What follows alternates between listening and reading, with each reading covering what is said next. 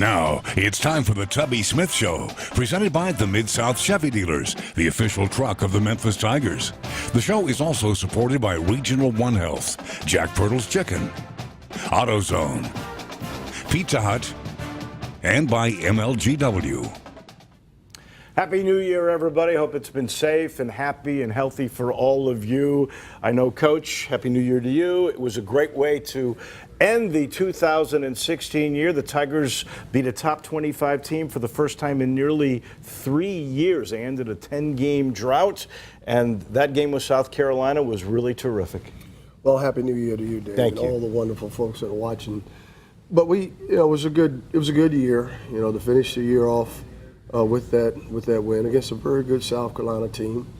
Frank Martin is a little shorthanded. His best player, Thornwell, has been suspended. But again, those are the things that happen to you during the course of a season. So we're really there are a few more games that we let get away, I thought, in the preseason and before we get to the league play. But we're happy to be where we are. Well, if you think about it, we got Power 5 wins over Iowa and South Carolina, and at Oklahoma on the road, which is going to look very good on the resume come March. Well, we've got a tough road to hoe.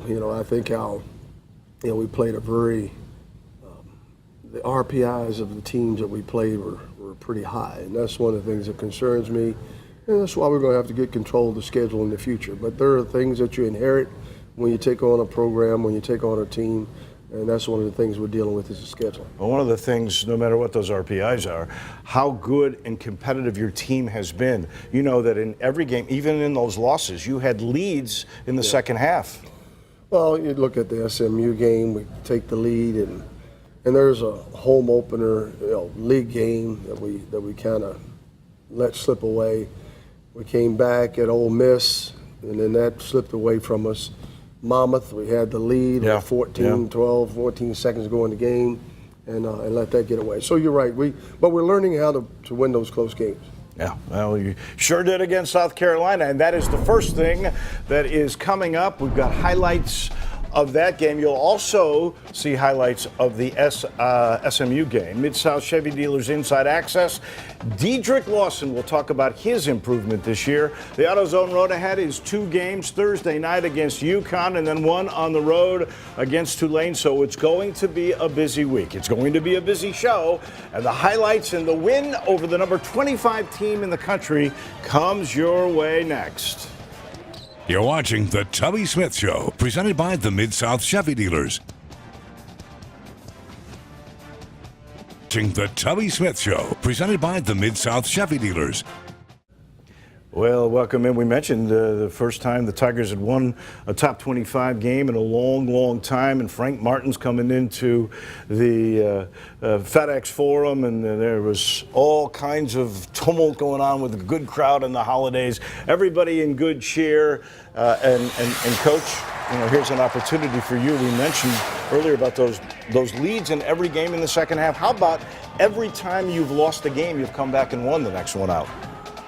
I don't know if that's good or bad. It is good that you win that game, but it's not good that the games that we lost. I really was disappointed. But you see, they got off to a good start. But again, I think Jamario has been stepping up big inside, and we got a second shot, and he let us. Well, he got started there on scoring. But you can see inside, they're a pretty physical team. That was one of the things we were concerned about. A nice drive there by Jamario, and they were giving a lot of attention to Dedrick Lawson, which they should. But again, I think we really handled things well. We're getting some excellent play out of Keon. I love this young man. This is the kid that signed with you when you were at Texas Tech, and he wanted to come here to be with you, and he's getting chances now. And his body looks just like this kid, Felder. He's stocky and athletic. Well, we said he was ready physically when he first came here. Now, mentally and basketball IQ, he's starting to understand what we need him to do. And do some things. Again, a nice backdoor cut there, and Dedrick, 8 assists. Really did a great job of finding people right there. Just saw Markel Crawford going backdoor. Again, his drive to the basket was excellent. Well, that was what you said after the loss to SMU, that you wanted him to drive more, be more physical. You got that out of him this game. Well, you got the message. He's coachable. there's another terrific drive and physical. But Markel, you're right. He's able to, when he's doing that and he's being aggressive offensively, he's a much real better team. Again, you saw 2-and-1 plays, taking the ball strong to the basket. Jeremiah and Keon both are very good athletes. And again, one of the 8 assists that Dedrick Lawson had. When you get double teamed, and that's the sign of a player who's really starting to understand and appreciate what his role is on the team, not just scoring, but as you can see, a little jump right before the half. They came out to double team and he got the ball inside and scored. I wonder if one day he doesn't get a quadruple double. He's had 8 blocks in one game, 8 assists in one game. He's a double every other time out. It's a pleasure to watch. But if you keep your eyes on him, and then Markel Crawford can do some stuff. And here is the Pizza Hut delivery of the game. And what a nice lob. That came from KJ, and there's your finish. Yeah. KJ is he struggled the last 2 games shooting the ball, but he really stepped up the other night. He's learning to make the extra pass and doing some things there. He really doesn't have to punt shots and take bad shots, and that's something. You see they're making a run right now. You knew that South Carolina, the Gamecocks, are always a very competitive team, and Frank Martin's team is not going to give up. So if they don't beat themselves. We had to beat them. A great block there again by Dedrick, and a look ahead, pitch ahead, another one of his 8 assists.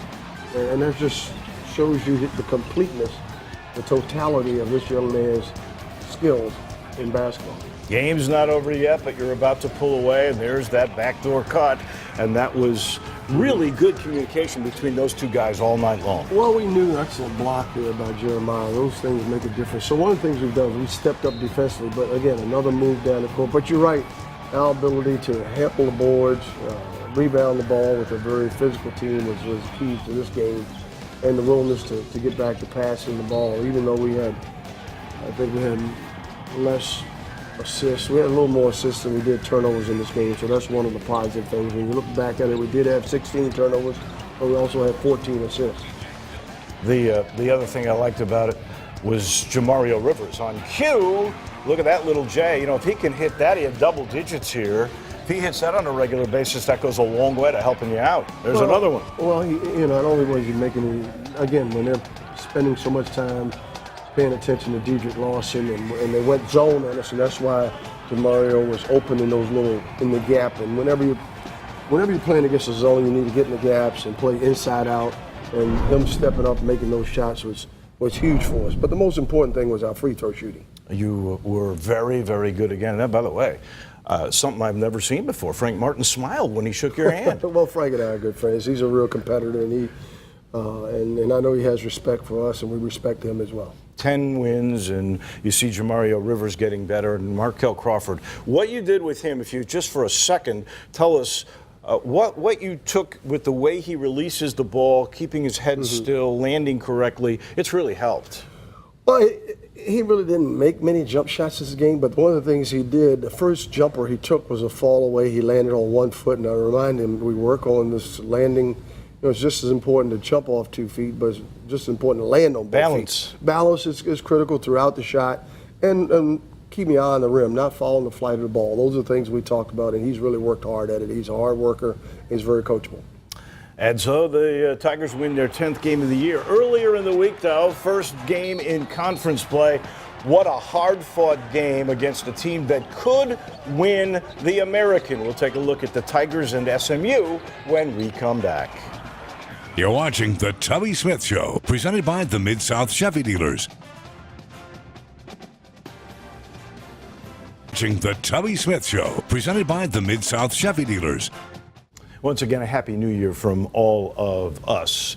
So the Tigers begin conference play. Man, where does the time go? We're already into 2017, but they did it against SMU. This is a team with a new look. Tim Jankovich is their head coach. He was the longtime coach in waiting for Larry Brown. Larry out, Tim in, but boy, they look the same.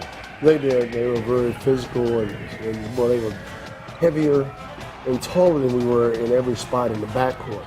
Well, you see there's a nice push up the court. I thought you'll see later on that we kind of played into their hands, and they made us get into a half-court game, and we're more of up-tempo team.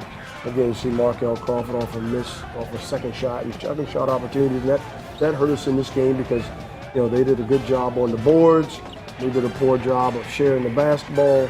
There's a guy that if we can get him the ball, and Dedrick Lawson is pretty much he's shooting over 50-some%. We like those odds. Again, they had the ability to jump up and shoot over us there, and that's one thing that I thought. Again, Craig made a couple of threes, I think, in this game, which was critical.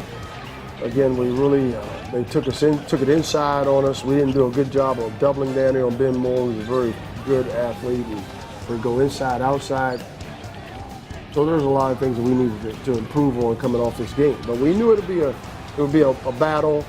They're very heady and a very intelligent team as well. One of the things that really impressed me about this SMU team was the way they rebound the ball. And you don't get a whole lot of points in transition against them. That was called a goaltend, should have been. But, man, they get back and they rebound like crazy. Again, Tim Jenkins has done a good job. Obviously he was there the whole time. And they have you can tell his players enjoy playing for him. And that's critical. And they have a veteran ball club. They started 3 seniors. And that makes a difference. It makes all the difference in the world when you have that type of experience in your team, in your lineup. It's interesting how family trees all work out, right? Larry Brown was the coach for Bill Self at Kansas, right? And then now Jankovic was at Kansas before he went to Illinois State. So it's all like the Larry Brown family tree. Well, he's had Larry's been in a lot of places. He's coached a lot of coaches, and he's had a brilliant and outstanding career, and that's why he's a Hall of Fame coach. Again, we were doing some good things inside, but you see their ability to challenge us at the rim was a big part of the game. We were right there in the ball game, gave up a couple uncontested shots, but we battled inside. I know that we were struggling, especially Mario. He's got a little tender back in this game. His back was a little. I think he took a hit early on in this game. But this is where This is where we miss Chad Rycroft in a game like this. Since you bring him up, any news on him at all? No, well, it's the same. He's rehabbing. He's getting treatment. Brad Anderson, our trainer, is working hard to keep him fit. We've got to keep him on the bike or something, doing something so he keeps his stamina and his wind. That's a big concern, especially for a guy who hadn't played for so long competitively. And there was a nice offensive board by KJ. That's one of his better plays. He struggled in this game a little bit. Well, again, I mentioned a couple of games he struggled in, and again, when teams are physical with him, and they really did a good job. Well, they did. They bodied him, got up under him when he shot. Something that really concerns us. Again, a poor closeout there, and those are areas that we've got to continue to improve on, especially KJ. His footwork, when he's having to have to guard guys out on the perimeter, he has a real problem. There it is again. So opposing teams, opposition are going to recognize, again, we go under a screen there when we should have fought over the top. They go up 4. Again, we had some defensive breakdowns. I like the way Jeremiah started attacking the glass. He was settling for the jump shot early on, but you can see late in the game he started penetrating, and that was a big key. Again, the penetration hurts. Whenever you let people beat you off the dribble and make those passes, it's hard to recover from. This was wild, this game. It had 6 ties. I believe it had 10 or 11 lead changes. And we're coming down the stretch. Every time they pulled ahead, they could never get ahead by more than 6. And then there is your final. There was one key play where Keon Clergeot would have made an and one. Yep. They called, I guess, an illegal screen on Jeremiah Martin, which was one of the ways, these things happen. They even out as the year goes. But this was a really terrific game. I think we learned from this game, and we responded the right way. It's always tough to take a loss at home, and especially in league play, our first game of the year. But I was impressed with our fans and how they've been coming out and supporting us, and we really, really appreciate that as well. It was both games last week. You guys were out there. It really was terrific. We got to take a break. When we return, we'll go inside access with the man, Dedrick Lawson, on how he's getting better. You're watching The Tubby Smith Show, presented by the Mid-South Chevy Dealers. watching The Tubby Smith Show, presented by the Mid-South Chevy Dealers. It has been so much fun to watch Dedrick Lawson get better and better and better. Already a couple times Player of the Week in the American Athletic Conference, but if you listen to him, he's still got a lot of work to do. Basically, me and Coach, we talked about this the other day. We talked about things I need to improve in, and it's just on defensive end, because I need to stay on the floor without picking up fouls in the game against Ole Miss, where I came in foul trouble. I wasn't out there to support my team the best way I could. So basically, just staying down on defense and not picking up silly fouls. This coming up week, we went over the defensive principles, things in that nature, what we need to work on, and some of the things I watched on film that I wasn't doing, being in bad position, getting those fouls, and just not being ready on defense.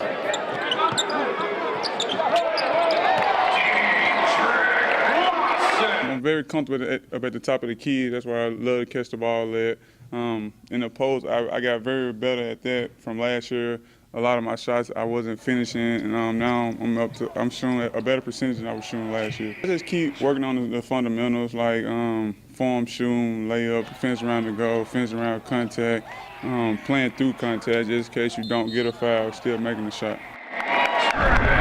Now, I don't believe he would have made that shot a year ago, but Coach, what is the next step in his growth curve?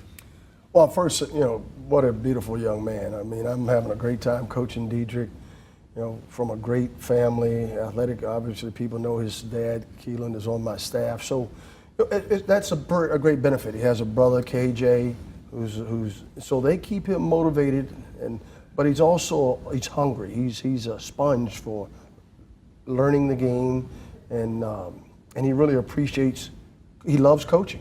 He wants more, and that tells you the good players and the great players, they want to be able to, Coach, can you give me more information? And that's what we've done with him. He had to work on, obviously, a year of maturity, a year on the weights, getting stronger. Randy Flores, our strength coach, we brought with us from Texas Tech, and he's been dedicated. It's all about committing yourself to getting the job done, and that's what he's done. It is definitely paying off. The road ahead from AutoZone is next. You're watching The Tubby Smith Show, presented by the Mid-South Chevy Dealers.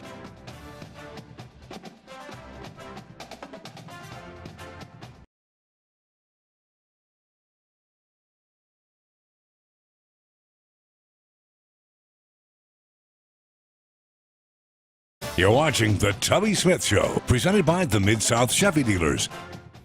The AutoZone Road is 2 games this week. First one's at home, next one's on the road. We start with UConn, a team that's been decimated. They lost 2 of their 3 best players. That is a home game at FedEx Forum on Thursday night, and that will be at 6 o'clock. UConn, obviously Kevin Ollie is an outstanding coach, won a national championship there, but they have struggled without some of their better players. So we know it'll be a tough time. They're one of the best shot blocking teams in the country, so we have to be aware of that. And then there's Tulane down in New Orleans at the Fogelman Arena. They have played a difficult schedule, but they're 3-11. Well, Mike Dunleavy, he's taking over a new program, and it's always tough. But they'll be ready for us. I know they will be. Thank you, Coach. Happy New Year to everybody. We'll see you Thursday at FedEx Forum, right back here next Monday. Thank you for watching The Tubby Smith Show, presented by the Mid-South Chevy Dealers, the official truck of the Memphis Tigers. The show is also supported by Regional One Health, Jack Pirtle's Chicken, AutoZone, Pizza Hut, and by MLGW.